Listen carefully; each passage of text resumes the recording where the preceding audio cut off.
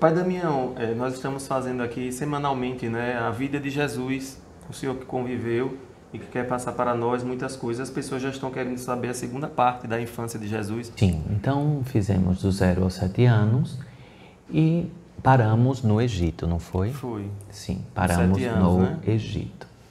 Falei das iniciações que foram empreendidas.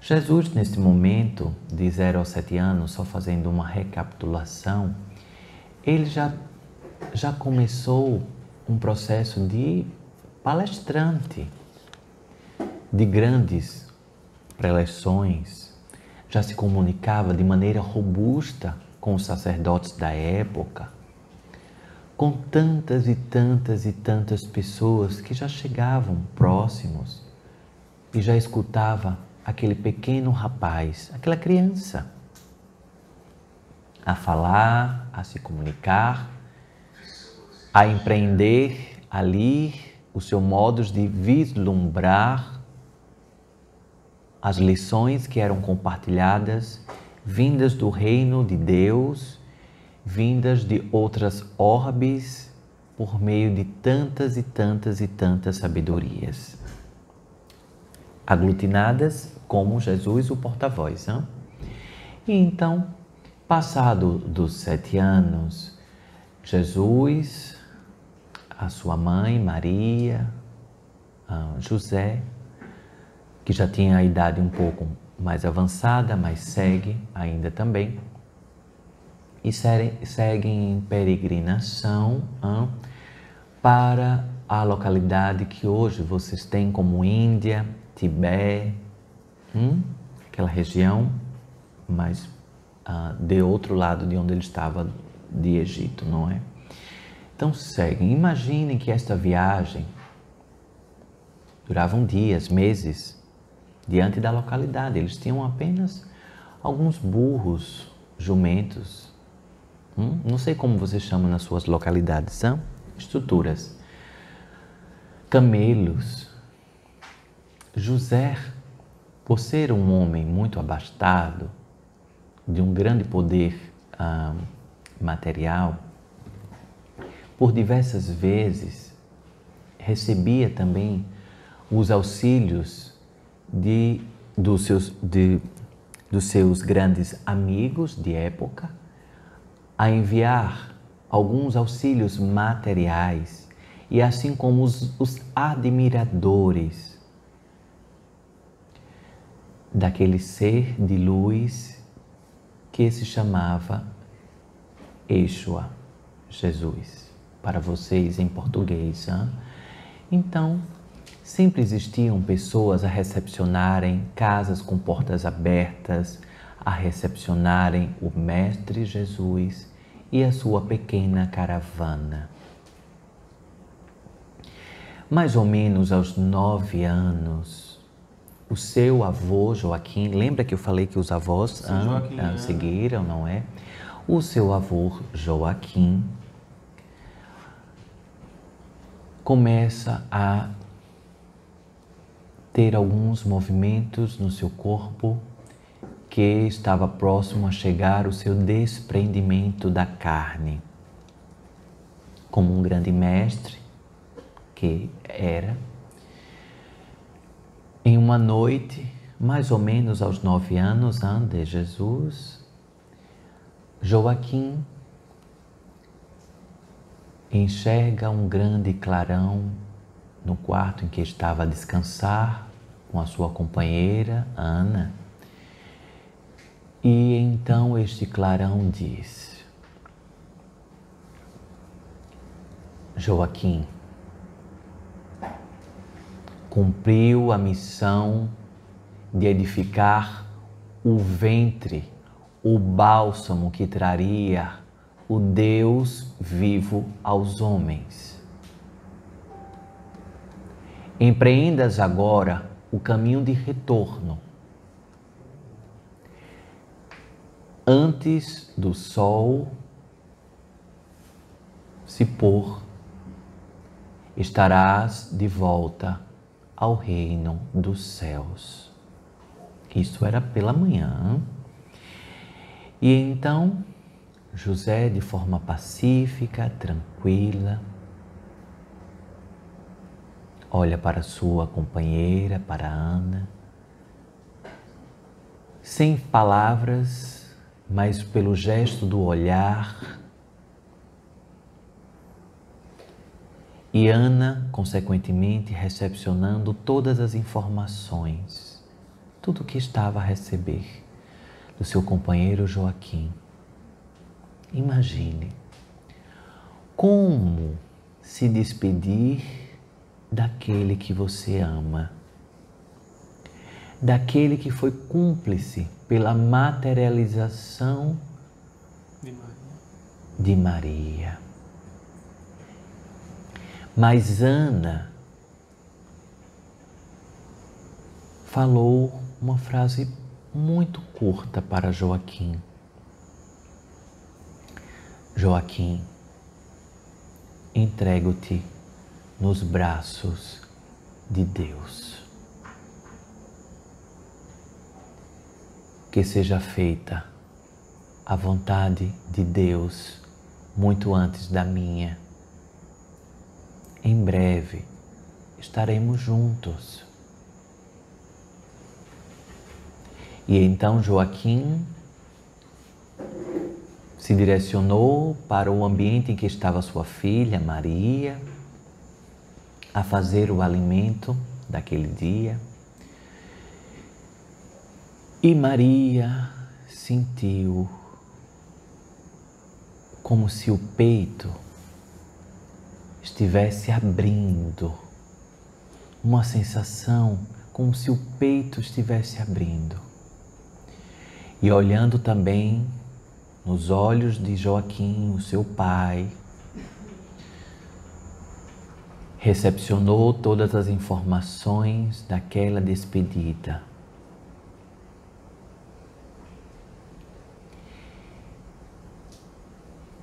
E disse: Tu és o homem que zelou de mim como tua filha. Entrego-te nas mãos de Deus e que seja feita a vontade de Deus muito antes da minha. Vejam que exemplo de resignação. E então Joaquim vai até José. E em um profundo abraço de homens que protegeram, bálsamos que materializaram a imaculação de Maria e a imaculação de Jesus, Santa Ana e Santa Maria, como cada um queira recepcionar, Mestra Ana, Mestra Maria. E então, no profundo abraço,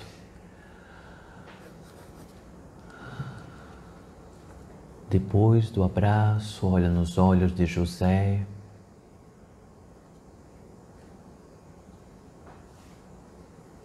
José recepciona as informações e diz: entrego-te nos braços de Deus, para que seja feita a vontade de Deus muito antes da minha.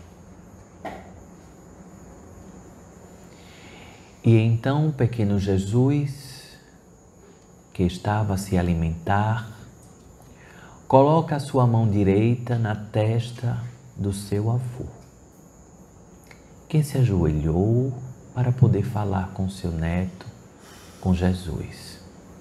Coloca a mão na testa de Joaquim e faz uma prece. Pai, Mãe, Divina Consciência, abre as portas celestiais, pois a luz retorna aos céus.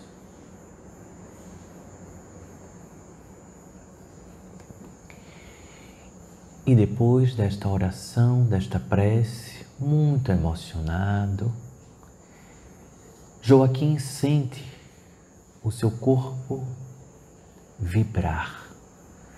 Uma profunda luz, luz. E se recolhe em seu quarto, em prece e oração. E antes do sol se pôr, uma grande luz invade o quarto de Joaquim e aspira o corpo de Joaquim em um processo de abdução. Aspira o corpo de Joaquim sem deixar quaisquer vestígios. Aspira, levando o corpo físico e o corpo espiritual junto. Corpo físico e corpo espiritual, aos 9 anos de Jesus. E então,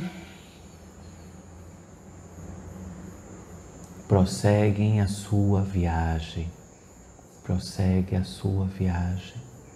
Isto mais ou menos aconteceu numa região onde no planeta de vocês é conhecido como Turquia, mais ou menos em região de Turquia.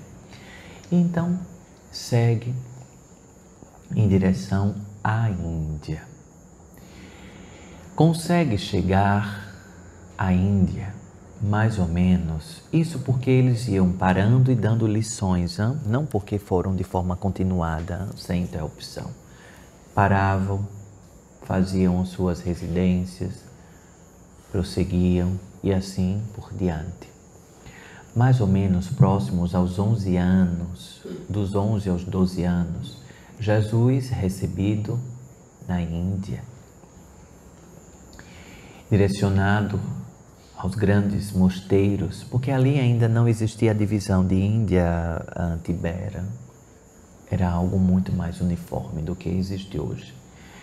E então foram recepcionados toda a caravana pelos monges que ali habitavam, pelos guardiões dos templos sagrados que ali habitavam, e levaram Jesus para o alto de uma grande montanha próxima, de onde eles foram recepcionados. E a partir daquele momento iniciou um ato de meditação, de profunda reflexão. Houve inclusive mais uma iniciação do Mestre Jesus nos ritos das frases, dos mantras, das invocações ali passadas pelos monges, recebendo um nome naquele local como Mestre Issa, o grande Mestre Issa. De Yeshua passa a se chamar de Mestre Issa.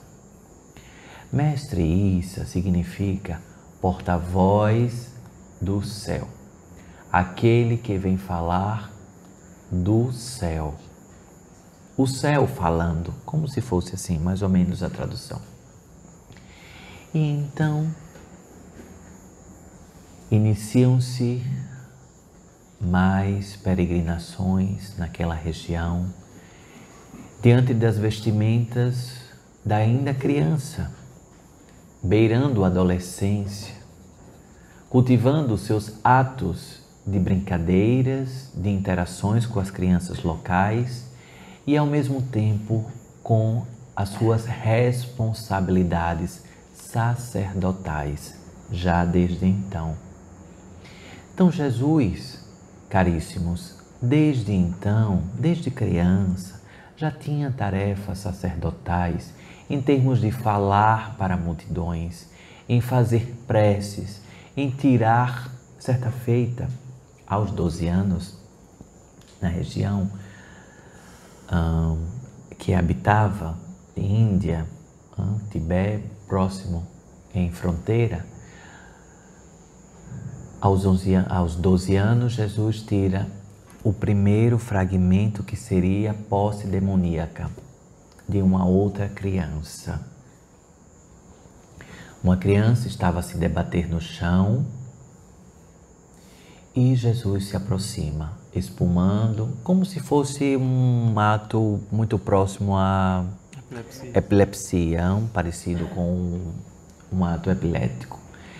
E então, espumando e ao mesmo tempo com os olhos revirados, com a parte muscular enrijecida,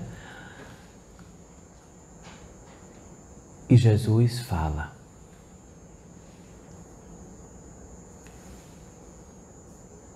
levanta-te, levanta-te. Levanta-te.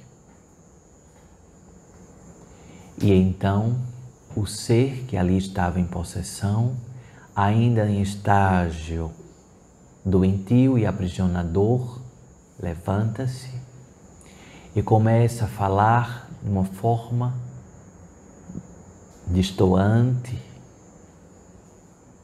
um campo vibratório distoante, e diz: Deus repousa neste corpo, e neste corpo Deus permanecerá. Gravem essa frase, caríssimos. Deus repousa neste corpo, e neste corpo Deus permanecerá. Quando qualquer situação de possessão negativa, obsessora, cruzar o caminho de vocês, caríssimos, fale com firmeza o que Jesus falou aos 12 anos. E então, como se fosse fumaça, sabe, fumaça, como se fosse uma nuvem, uma fumaça, começa a desapropriar do corpo daquela outra criança e a sair para frente, tornando-se um perfil corpóreo, e ali Jesus, em posição das mãos, como se símbolo saísse das suas mãos, direciona para aquela nuvem obscura, aquela nuvem impregnada em malfazejos, aquela nuvem que estava impregnada de atos possessivos, o mal, e desfaz a nuvem. E o vento leva as últimas fagulhas do que ali estava. Este foi o primeiro ato de Jesus em, como vocês queiram chamar, de desobsessão, não é? E aí segue a trajetória de Jesus até os 14 anos dentro desta localidade. Vocês podem me perguntar: onde estava Maria diante disso tudo? Onde estava José? Onde estavam seus parentes? A sua avó Ana? Estavam sempre na expectativa das preleções, das palestras, das falas, ouvintes ali na primeira fileira, escutando a voz do céu que estava ali materializado diante deles. E neste movimento é muito importante que vocês percebam o quanto o seio familiar o protegia. O seio familiar protegia Jesus, pois em seus atos engrandecidos, maduros, sim, ali fazia as suas tarefas, Mas também Jesus estava na experiência da carne e tinha as suas necessidades de aconchegos familiares, de ordenamentos. José foi muito importante para mostrar as Escritas. Foi com José também que Jesus empreendeu ainda mais o avanço e o aprofundamento do sagrado masculino que outrora no Egito tinha sido recepcionado por José. E assim também o aprofundamento do sagrado saber feminino que Maria reverberava com Ana. Em um grande conjunto e aconchego familiar, em alguns tipos de brincadeiras naturais de família, sim, Jesus brincava com seus familiares, contava-se histórias das suas famílias, quer seja por parte de José, de Maria, parentes próximos, amigos. Muitas pessoas, sim, procuravam aquela residência, aquela pequena localidade para que Jesus fizesse prece, mas tinha momentos de ser criança, de estar adolescente, não é?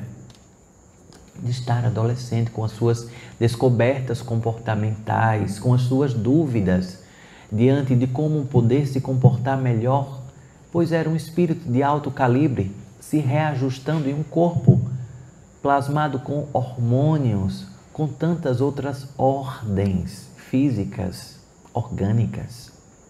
Então Jesus, aos 14 anos, está nesse ciclo, no ciclo da descoberta, no ciclo da descoberta dos seus comportamentos, do que efetivamente estaria por vir, como se comportar diante das suas relações de amizades que não entendiam aqueles avanços, aquelas falas completamente distantes àquela idade.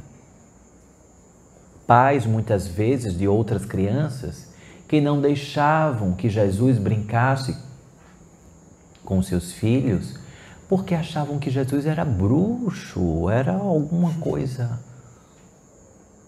Teve algum episódio de alguma criança que morreu e colocaram a culpa em Jesus? Sim, tem esse episódio quando Jesus está nesse ciclo, dentro das suas caravanas, que na realidade a criança cai e bate a cabeça em uma pedra. E fala-se que foi Jesus que empurrou. Mas, na realidade, caríssimos, é preciso amadurecer tais trajetórias escritas, faladas, traduzidas, pois muitas vezes são palavras que são substituídas por outras que não têm tanto sentido. Jesus jamais empurraria quem quer que seja de forma proposital para que ninguém batesse a cabeça em pedras e assim fizessem o desencarne, o processo de desencarne. Na realidade, em suas experiências com outras crianças, era comum naquela região, em um determinado período, antes da chegada, inclusive, de Jesus, e assim justifica as caravanas, as pessoas que iam na casa de Jesus para que ele tocasse a testa e fizesse uma prece espontânea, mal súbito. Então, na realidade, esta criança que estava a brincar com Jesus foi acometida de um mal súbito. Um mal súbito, ou seja, estava a brincar e acometida por um mal súbito e assim caiu e sucedeu. Não houve esses falatórios de que os pais da criança culparam Jesus e tantas ordens. Caríssimos, estamos falando de um mestre com um poder profundo. Só o fato de Jesus estar presente naquele seio, mesmo que fosse uma brincadeira, já exalava amor, proteção, caminhos erguidos. Os anjos estavam sempre a proteger, muitos anjos, naquela época, ainda materializados, como se seguranças fossem disfarçados e misturados à população da época, tanto para proteger Jesus, quanto para abrir os caminhos por onde Jesus iria passar. Então, este episódio que você falou foi um mal súbito. Hein? Assim seja. No próximo ano, falaremos dos 14 aos 21, não é? Tem uma pergunta que eu acredito que venha depois. Onde andam os 12 apóstolos de Jesus? Ah, sim. Isso falarei no último hospital a ser transmitido. Hein? Tá. E outra coisa, perguntaram assim, quem era o Senhor, se é permitido falar quem era o Senhor na época? Isso ainda não está me autorizado a falar, mas em breve poderei compartilhar com vocês. Hein? Observem os sinais que vou deixando nas minhas palavras por enquanto. Hein?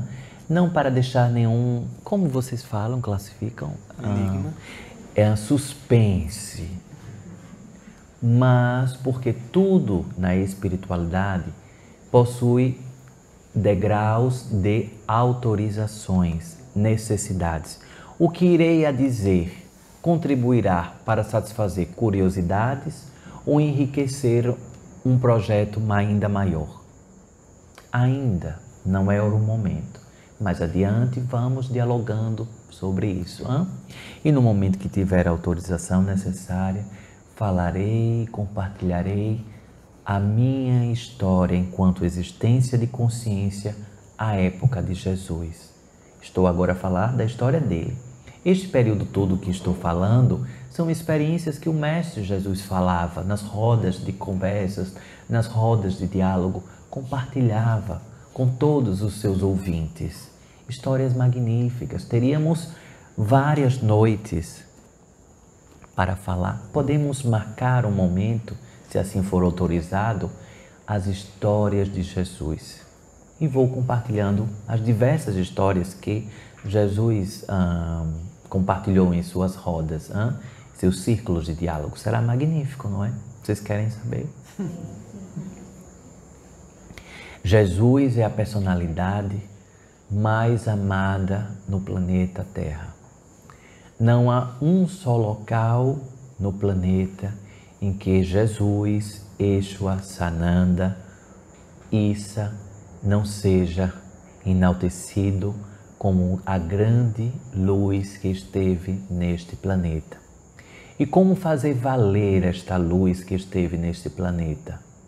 Sendo pessoas melhores. Pegando as histórias de Jesus, as sementes que foram plantadas de amor, de paz, de humildade, de tranquilidade, de perseverança, de coragem, de resiliência, de resignação, e seguindo nesses caminhos, acreditando que existe uma força de Deus, Pai, Mãe, Divina Consciência, a acolher a todos, acolher a todos. Vocês estão sobre a égide desta força, desta consciência magnífica, mas é preciso que cada um também faça o seu papel.